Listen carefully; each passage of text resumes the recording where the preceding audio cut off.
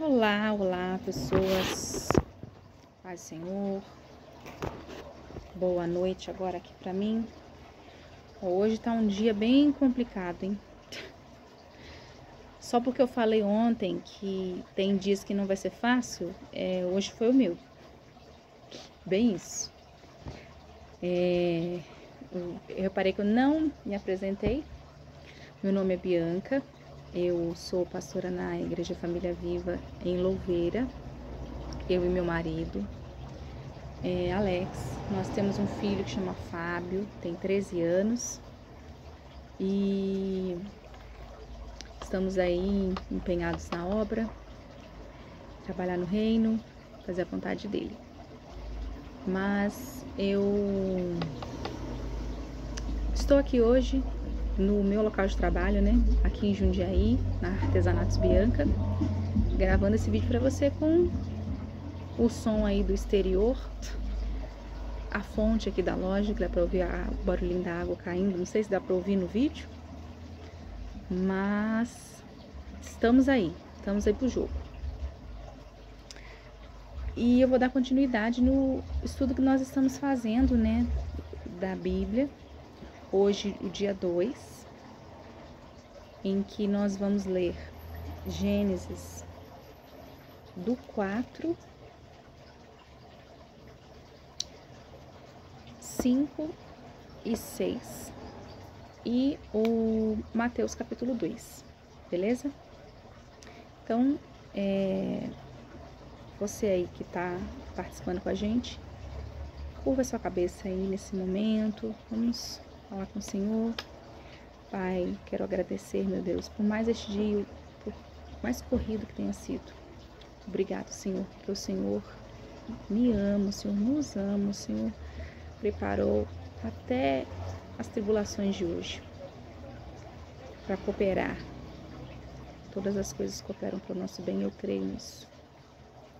Então, se conosco aí mais uma vez nesse estudo, nessa leitura bíblica do teu Evangelho. Amém? Então, esteja aí, como eu falei, com a sua Bíblia física. Se você vai ler ela junto. Se você está na correria, pega aí um foninho de ouvido. Eu falei, importante é você iniciar com a gente. A ideia é a gente concluir esse curso. Quem estiver conosco lá fisicamente vai estar recebendo o certificado físico, mas também dá para eu encaminhar online. Você que vai terminar aí com a gente a leitura, vai receber também o certificado da leitura, concluindo aí o finalzinho da Bíblia, né? Chegando nesse grande desafio de ir até o final. Então tá. Hoje nós... O que se resume? Eu tô recebendo mensagem aqui tentando acompanhar.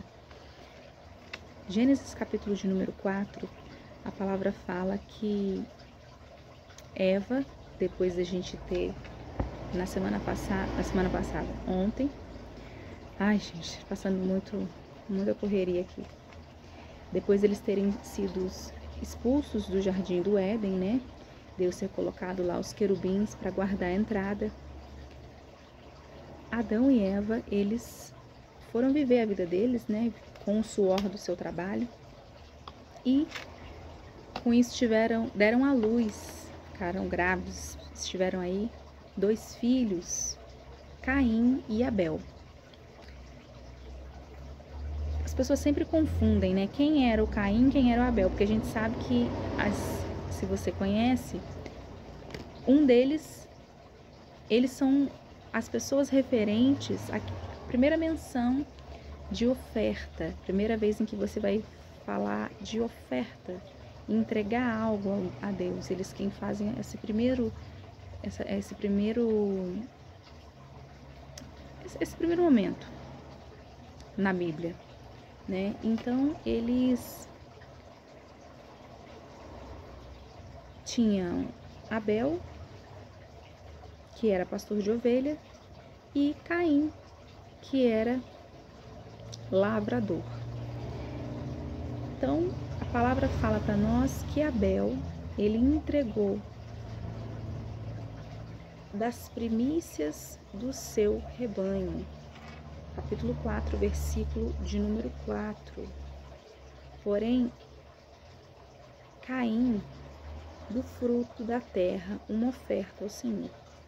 Caim deu do fruto da terra e Abel deu da gordura do rebanho. Então, para você decorar aí, para ficar fácil para você, Caim é aquele que caiu e Abel, aquele que agradou. Aí você nunca mais na sua vida vai trocar o nome dos irmãos, beleza? Então, Caim é aquele que entregou apenas assim, por obrigação. Eu vou entregar a minha oferta lá, porque eu tenho que entregar, porque meu irmão vai fazer, então eu vou fazer também para não ficar para trás. E Abel não, ele separou todo um momento ali, ele guardou ali um animal primeiro, a primazia. Então por isso que o Senhor se agradou, né, da oferta dele.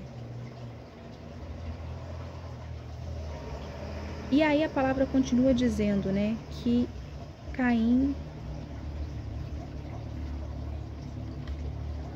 Deixa eu ler aqui. Irou-se, pois, sobremaneira Caim, verso 5, e descaiu-lhe o semblante. Ele ficou triste, ficou para baixo. E aí disse o Senhor: por que andas irado? Né? Por que você está triste, Abel? E aí ele ainda continua: se procedes bem, não é certo que serás aceito?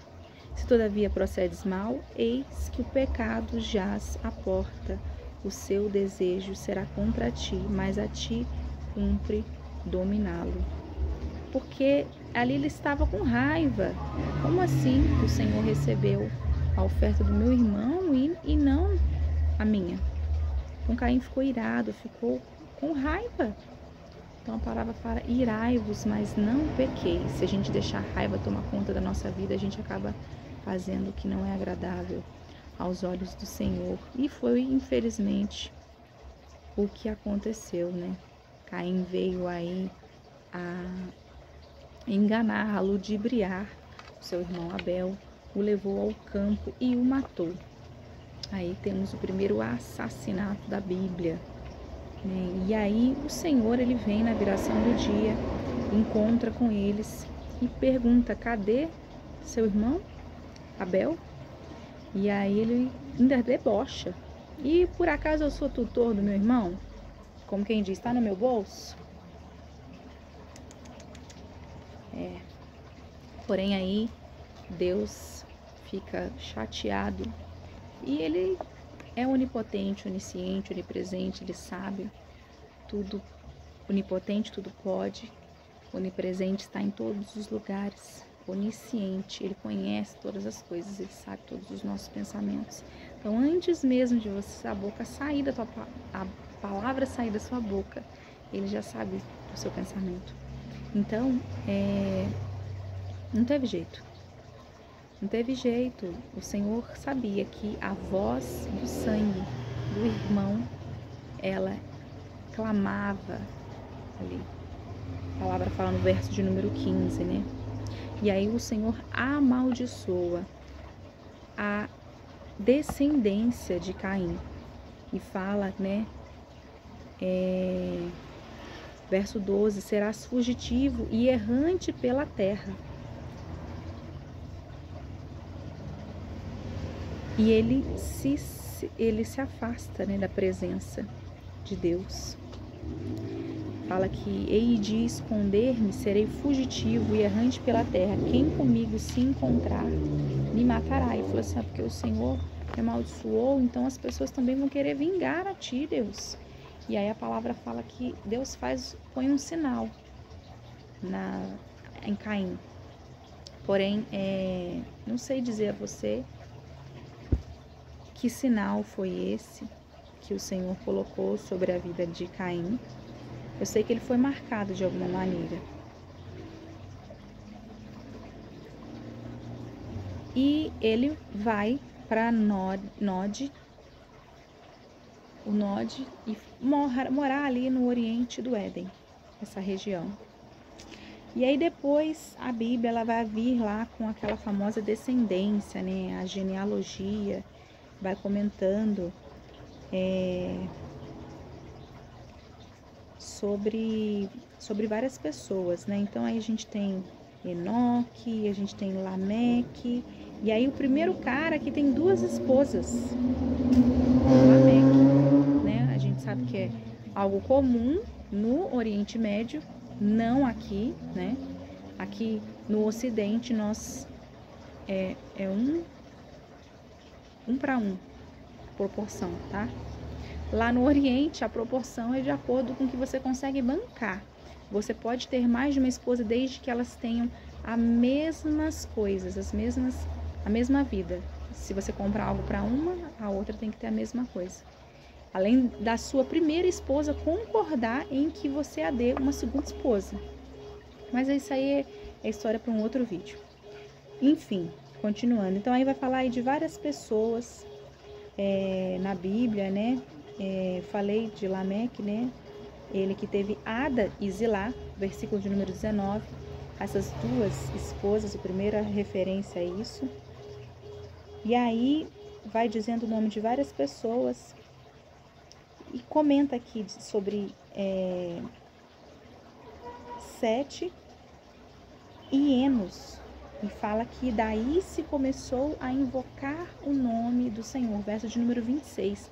Tem o começo em que as pessoas criam um hábito de prestar algum tipo de culto a Deus, de ter esse momento com Ele. E aí a palavra continua, né? Capítulo de número 5, a dizer aí o livro da genealogia de Adão, da descendência de Adão, né? E vai comentando sobre todos aí, os seus filhos, e quando eles nasceram e quando eles morreram. E aí, aqui eu acho muito interessante, né? A vida de Enoque.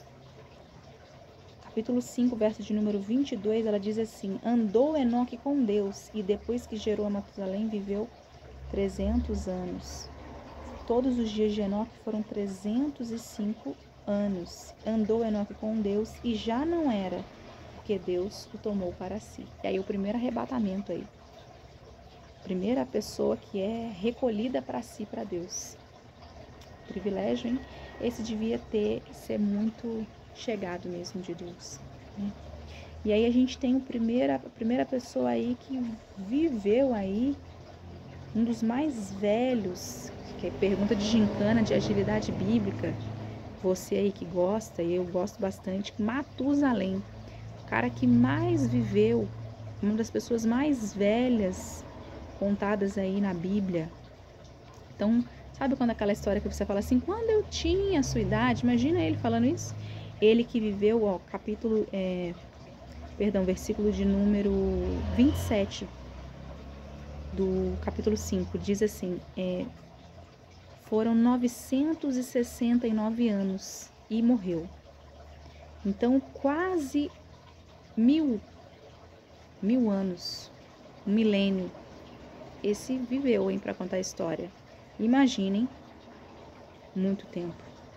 E aí, no capítulo de número 6, a gente vai ver aí a respeito da multiplicação, que as pessoas vão aumentando, vão nascendo filhos e filhas, porém o Espírito, verso de número 3 do capítulo 6. Então disse o Senhor, o meu Espírito não agirá para sempre no homem, pois este é carnal e os seus dias serão 120 anos. Então, aumentando muito a população, primeiro censo aí, talvez, o Senhor Deus olha assim e fala, não, a galera está vivendo muito, mas a maldade também está multiplicando muito, então eu vou reduzir. E aí a idade ficou estabilizada em 120 anos. Eu conheci, a pessoa mais velha que eu conheci foi o pai da Dona Maria, seu Zé. Se eu não me engano, acho que seu Zé faleceu com 105, depois eu vou perguntar para Dona Maria certinho. Seu Zé viveu, né, chegou a frequentar a igreja conosco ali na Família Viva, né, e lúcido, andava, comia sozinho. Já ao finalzinho da vida, né, foi necessário ajuda, mas andava com um andador mais firme e forte. Usava o banheiro sozinho. Era um senhorzinho forte, hein? Deus abençoou ali aquele homem. Mas eu nunca conheci uma pessoa com mais de 120 anos. Você conhece alguém? Se você conhece, põe aí nos comentários. Mas aí volto, né? Eu falei que aumentou muito a população e Deus fala assim, ó, no verso de número 6. Então se arrependeu o Senhor de ter feito o homem na terra, e isso lhe pesou no coração. Então ele ficou triste. Fiz o homem, a minha imagem e semelhança, com tanto zelo, com tanto cuidado, e aí agora uma dessa. E aí ele decide que ele vai findar a terra. Farei, verso 7, desaparecer da face da terra o homem que criei, o homem e o animal, os répteis, as aves dos céus, porque me arrependo de os haver feito. E aí vem Noé. A história de Noé. A palavra fala no verso de número 9 que Noé era homem justo e íntegro entre os seus contemporâneos. Noé andava com Deus, era um homem temente ao Senhor. E ele tinha 3 filhos, Sem, Cã e Jafé. E aí a violência muito grande. Deus aí dá uma missão quase impossível para ele. Faça uma arca de tábuas. E aí tem toda a discriminação, né? O versículo de número 15, fará de 300 côvados. Então a arca, ela é toda descrita. Devia ser algo muito grande, né? Aproximadamente, se a gente for passar para a medida atual, ela tinha aproximadamente 135 metros de comprimento, o tamanho de um campo de futebol e meio. Então, ó, é 5 vezes maior que o navio Mayflower, no qual os peregrinos velejaram para a América do Norte em 1620. É mais da metade do comprimento de um transatlântico, que chega a medir 260 metros. Então, mais conhecido como grande para burro. Era grande, era um senhor navio.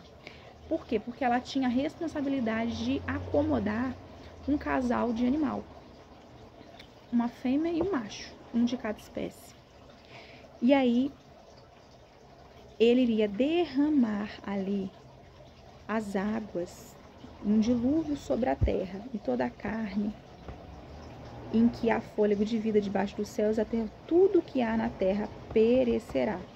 Contigo, verso de número 18, porém estabelecerei a minha aliança, entrarás na arca, tu e os teus filhos, e a tua mulher, e as mulheres dos teus filhos. Então assim fez Noé, consoante a tudo o que Deus lhe ordenara, verso de número 22. Certinho ali, ele seguiu à risca a receita de Deus, o que Deus lhe havia pedido. 4, 5, 6, até aqui.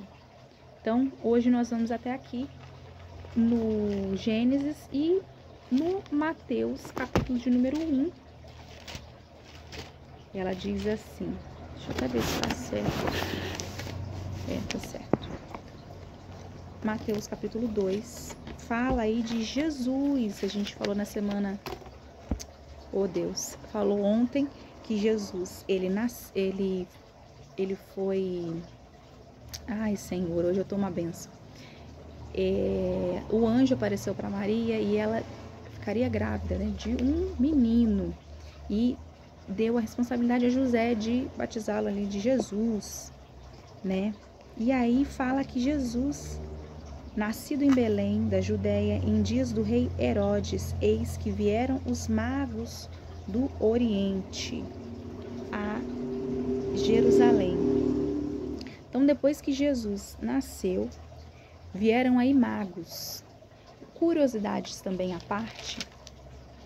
Você sabia que os magos, a gente fala que eram 3, né? Mas na verdade não. Por que a gente tradicionalmente associa os magos a serem 3 reis magos. Nem reis, provavelmente eles nem eram reis, tá? Eles poderiam ser algum tipo assim de filósofos, de doutores, de astrólogos. Então eram alguns entendedores das escrituras e das leituras, porque afinal de contas eles vieram acompanhando uma estrela. Então eles tinham um entendimento da leitura, dos astros. E entendedores também das escrituras, da palavra. Então, para eles chegarem lá, eles eram instruídos, então eram pessoas importantes, né? Então as pessoas falam que eram reis, mas a gente não sabe ao certo. Provavelmente, a histórias, eles falam que pode ser que eram até centenas. Olha isso. Não somente 3, mas algumas fontes sugerem que eles eram até 100 pessoas. Então, não era só 3, eram mais pessoas, né? A gente associa por que a 3? Por causa dos presentes. Ouro, incenso e mirra. A gente acha que porque eram 3 presentes, eram 3 pessoas. Ah, vai trazer só isso? Tem que trazer mais coisas se eram 100, né? Que presente é esse? Mas a gente não se sabe ao certo, porque a Bíblia não fala que eram 3, né? Falam que uns magos, pronome pessoal indefinido. A gente não tem quantidade certa. Eram uns, mais de um, então, provavelmente. Então, eles chegam até Herodes e perguntam a Herodes, cadê o rei? O rei judeu, nós viemos acompanhando a estrela e nós queremos adorá-lo. Porém, Herodes já olha assim e fica meio bolado. Então, ele resolve indagar a respeito de Cristo, se ele realmente nascera. E verso 5 diz que em Belém da Judéia responderam eles, os magos, porque assim está escrito por intermédio do profeta. E tu, Belém, terra de Judá, não és de modo algum a menor entre as principais de Judá, porque de ti sairá o guia que há de apacentar o meu povo, Israel. Então a profecia se cumpre que da menor tribo, a tribo de Judá, das 12 tribos de Israel, viria o Messias, viria o escolhido de Deus, e realmente assim o foi. E aí Herodes, ele fica indagado ali. Então, ele resolve chamar secretamente os magos, verso 7. Inquiriu deles com precisão quanto tempo e em que a estrela apareceu. Então, ele falou assim, olha, vocês estão seguindo uma estrela? Eu quero saber, então, porque eu quero adorar esse rei, já aí tentando ludibriar eles. Então, em que tempo certinho fala para mim que esse rei vai nascer? E aí vocês me informam aí, cuidadosamente, a respeito desse menino. Quando vocês encontrá-lo, manda mensagens, que eu vou querer ir lá também, adorar eles, entregar aí os meus presentes a ele. E assim foi. E aí eles partiram, acompanhando a estrela que eles viram no Oriente, até que a estrela parou. A estrela parou sobre um local e vendo eles que a estrela, ela parou, eles alegraram-se com grande e intenso júbilo, com grande felicidade. Olha, chegamos ao local. Aí o verso 11 diz, entrando na casa, viram um menino com Maria, sua mãe. Prostrando-se, o adoraram e, abrindo os seus tesouros, entregaram-lhe suas ofertas, ouro, incenso e mirra, sendo por divina advertência, prevenindo-os em sonho para não voltarem à presença de Herodes. Regressaram por outro caminho à sua terra. Então ali partiu, eles entregaram os presentes e eles partiram para de onde eles vieram. E ali também eles recebem a presença de um anjo. Verso 13. Tendo eles partido, eis que apareceu um anjo do Senhor a José, só que em sonho, tá? E em sonho ele avisa José: José, pega seu menino, pega sua esposa e foge. Foge, vai para o Egito, porque Herodes, ele quer matar vocês, ele procura o menino. E assim foi, assim eles partiram para o Egito. E lá ficou até a morte, até que a morte de Herodes fosse concluída, né? Vamos colocar assim.